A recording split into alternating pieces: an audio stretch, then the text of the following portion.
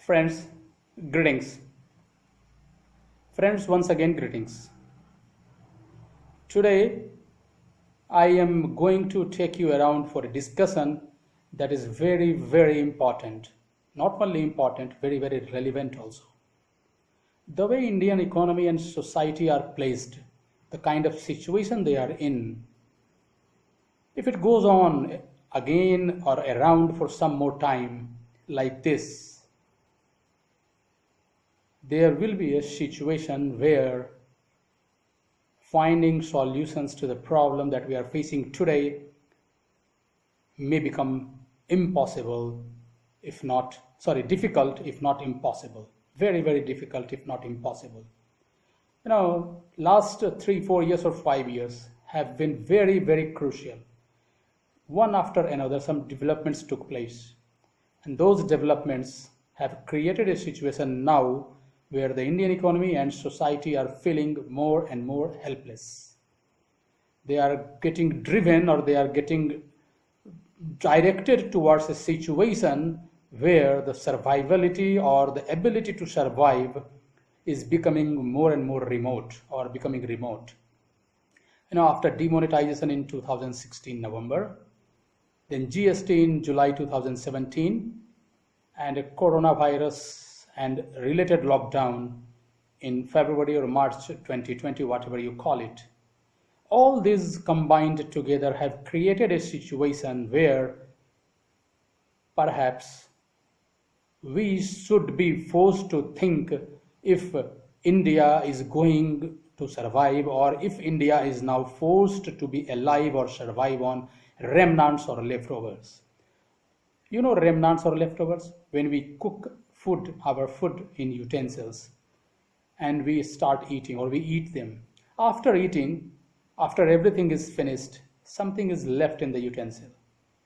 That I mean by remnants or leftovers.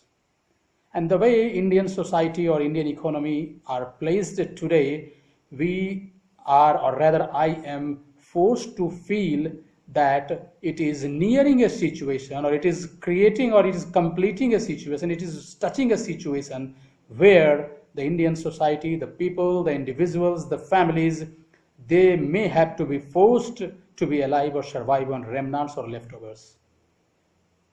I hope it is wrong. It should prove to be wrong. But maybe for another couple of months, the situation is very, very difficult. Today I will be guiding you through the facts, through the figures, which says all these things, or which force me to say all these things. And when you come to know all these things, you will also be having the same philosophy or thinking in your mind. I don't want to sound hopeless, or I don't want to sound positive, but knowing your situation, or knowing our situation, in what situation we are today, and then trying to solve it, then trying to make efforts to come out of it, then trying to find some solutions to come out of it, that is what is required. But the way things are placed, the way legislature, executive and judiciary are performing or playing their roles, they are playing by the sides, but they are not playing by the course. They don't have priorities. They don't have any priorities to list out the problems in terms of priority which need to be solved or tackled first. And rather, they are trying to play by the sides.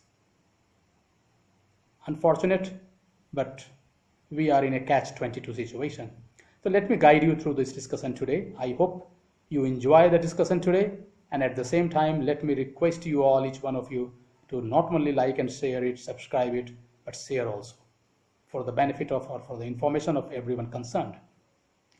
The topic again, let me repeat you for all of you. Is India now forced to be alive or survive on remnants or leftovers? Economy and society. Today my focus is, or rather today the focus of my discussion is on economy and society. The first I will discuss the aspects of economy. Where is the Indian economy? In which direction it is moving? What is the current situation? Whether it is in a positive situation, progressive situation, or it is in a standstill mode or turning negative. Today's financial situation of the Indian economy or society appears like being alive or surviving on the remnants or leftovers after everything is finished. Both Indian economy and society are clueless about solutions or ways out from today's devastating crisis around. Indian economy and society are breaking all records of economic and social indicators for decades since independence. Nothing is working. Let me tell you, let me repeat it. Nothing is working. There does not appear to be any solution to any problem which we are facing or that we are facing. Legislature, executive, and judiciary all appear in inactive or standstill mode. Media has lost both its utility and reason necessary for existence. Central and state governments all appear to be useless with no idea about its existence and purpose. PM to CMs, Prime Minister to Chief Ministers, all appear misfit, outdated, out of place, or they all think that Indians deserve deception and maltreatment only. All government departments and other wings are totally ineffective, a kind of system failure. The oxygenless, lifeless status of Indian economy and society for last few years due to demonetization and GST is forcing them to become virtual or a mirage due to corona and its lockdown caused by the central and state governments. Virtual means not real. It is not fake exactly, but not real or unreal. And a mirage means likely to be there but not actually there. Both means fake or near fake. On all parameters, Indian economy and society appear badly in negatives, unwilling to turn positive. The overall situation is both murderous and suicidal. We shall focus our discussion on the role of government and society and how they have delivered, leading us all to think like surviving on remnants or leftovers. Government or economy. As I told you in the beginning, today my discussion or the focus of my discussion today is on government or economy and society or family. Income and expenditure shows the running activity of any entity, and surplus of income over expenditure displays its viability. Surplus of income over expenditure shows that the activity is serving the need and purpose of all involved or engaged. India's real or inflation adjusted GDP registers a growth rate of 7.2% in FY 2017-18. Then it comes down to 6.8% in FY 2018 and 19, and it comes further down to 4.2% in FY 2019 and 20, which is lowest in 4 decades. Despite the world economy showing no signs of contraction, the Indian economy is downhill for the last 3-4 years, all due to demonetization and GST. And Corona has dealt it the last nail in its coffin, perhaps. Let us see, or let us wait and watch. It is too early to say like this. Income and expense figures for FY 2018-19 for the government or economy. Total receipts rupees 15.50 lakh crores and total expenditure rupees 24.50 lakh crores. Income and expense figures for FY 2019-20 for the government or economy. Total receipts rupees 18.50 lakh crores and total expenditure rupees 28 lakh crores. Income and expense figures for FY 2020-2021, that is the current financial year, budgeted figures for the government and economy. Total receipts rupees 22.46 lakh crores and total expenditure rupees 30.42 lakh crores. The government receipts till 31st of July 2020 are almost 50% lower than the last financial year. The government expenditure is higher than the last financial year due to many obvious reasons. Many reasons we are already experiencing them. Fiscal deficit figures, or the deficit that the government or the economy, Indian economy is suffering from. For FY 2018-19, it is rupees 5.50 lakh crores, which is 3.5% of GDP. For FY 2019-20, it is rupees 9.35 lakh crores, which is 4.6% of GDP. And for FY 2020, 85% of target is already reached, likely to touch 10% of GDP. That means the fiscal deficit figures are going to go beyond limit this current financial year. There is likely to be contraction in the Indian economy also in the current financial year. Income tax return filing statistics or comparison. For FY 2017-18, it is 3.29 crores. That means 3.29 crore individuals, they filed their ITRs. For FY 2018-19, it is 1.46 crores. And 56% less people file ITRs for obvious reasons of slowing economy. A comparative analysis of remittances to India as per World Bank report. For year 2018, it is USD $79 billion, rupees 5,92,500 crores. For FY 2019, it is USD $83 billion, which is rupees 622,500 crores. And for a year 2020, it is likely to be USD 64 billion, rupees 480,000 crores. Current year will see a huge reduction of 24%. That means a loss of rupees 122,500 crores year over year. All these figures point us in a direction which confirms that the current financial year is going to test us like anything, or is going to present a circumstance or situation before each one of us where we need to evaluate our future course of action. This is a catch-22 situation, not only a catch-22 situation, but rather much more fierce and worrisome situation. On many parameters like unemployment, joblessness, tax collections, savings, investment, business activity, productions, manufacturing, exports, imports, the figures are highly unsatisfactory and lowest in many decades in the last financial year and the current financial year. Direct tax collections like income tax, corporate tax, and indirect tax collections like GST, excise, customs, etc. are all in negative during the current financial year 2020-21. Last year also. Central government is not in a position to share GST collections with states despite agreements.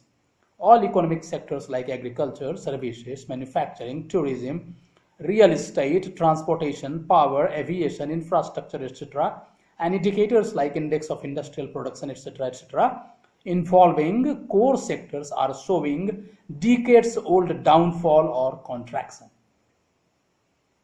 There is no silver lining around. Dark clouds appear to be everywhere. Central government is desperately looking for funds from all quarters, from wherever it can seek funds or snatch funds. It is utilizing options like or from printing currency to monetization to borrowings to disinvestments to snatching surpluses from its PSUs and constitutional bodies like even RBI, SEBI and IRDAI, etc., etc. All these are happening.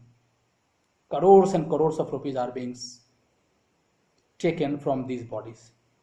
Central government has issued advisory and directions to its various ministries not to initiate or announce any new projects till March 2021. The old projects are also delayed due to shortage of necessary funds, or you can say they are all in limbo now. Limbo means pending or unpredictable, uncertain. Corruption-ridden distribution of various subsidies by the central government without due diligence is causing serious financial constraints on the exchequer. Coronavirus or COVID-19 started in January 2020. An Indian PM declared lockdown on 24th March 2020 and is continuing in some form or the other in some or the other parts of the country. Already battered Indian economy due to demonetization and GST is now almost dead due to corona and related lockdown. Lockdown has caused numerous devastating side effects. Many people have died. Migrant laborers, just one example, thousands of them. At least 1,000 died. due to various reasons, many reasons. Due to paucity of funds, central government has not been keen and inclined to take necessary measures to arrest spread of coronavirus and instead focusing only on lockdown. There is a saying that perhaps the central government and the state governments in India are leaving everything to God. Let God take care of us. Ram Bharose. Because we cannot do anything, we are not in a position to do anything, so we will hand over everything to God. Let God take care of us. And there is a saying in English, God helps those who help themselves. Indian economy will be contracting hugely in FY 2020-21 for the first time since independence, ensuring or causing loss of income and business for entire population. Already around 40% contraction has happened as on 31st July 2020. That means in this financial year 2020-21, a contraction of around 40% has already taken place in our Indian economy, or GDP, whatever you call it. Experts are predicting that India's GDP shall be contracting in the range of overall 10% to 25% in FY 2020-2021. This will have devastating effect on basic amenities also, like education and healthcare, leave alone other facilities or other requirements or other things required for a comfortable, not even comfortable, at least for survival of the human lives. In my previous various uploads on YouTube channel Alok Kumar India, I have discussed many aspects about distressing and discouraging developments concerning Indian government and Indian economy, particularly Indian economy. Until and unless it is addressed properly, the problems of the Indian economy are addressed properly, accurately, appropriately, the way out doesn't appear to be so easy. The way out doesn't appear to be available to us. These are all I thought I will be discussing so far as government or economy are concerned, or government or economy is concerned. Now, let me come to the second aspect of our discussion today, which is society and family, or society or family. Indian government economy, the facts I just now told you, very dire, some very black facts, or you can say very, what should I call it, very dark facts. Dark facts, fearful facts. Now let us discuss about the facts of the Indian society or family. Just imagine our country, India. Every other day there is some festival or something, some festivity will always be there. A country with so many festivals is going through a situation where it is feeling depressed, isolated, lifeless, purposeless, suicidal, depressing, distressing. Isn't it a pity on our families, our society? What kind of situation or what kind of picture we have created for our Indian family and Indian society? Where we are leading our Indian families and society? Which direction? Positive direction, negative direction? Let us discuss. A country having a habit and a tradition of celebrating some or the other festival every day, day in and day out, is now under an all-encompassing cloud of loss, distress, pessimism, devastation. The Indian society is clueless about its daily course and does not know which direction to follow in the wake of current darkroom atmosphere. The Indian society has degenerated socially, culturally, financially, intellectually, religiously, spiritually beyond the limits, becoming the world capital of fake news. The way fake news is spreading in our country, is being generated in our country, is being circulated in our country, and the way millions and millions or crores and crores of people are blindly believing them, we should definitely call our country as the world capital of fake news. First, demonetization caused the Indian society to limp by one leg. Then GST caused limping by both legs. And now Corona and its lockdown has caused total immobility. No crutch, not even robotic crutch, no crutch, not even robotic crutch can do anything to help Indian economy and society help us stand on its own legs.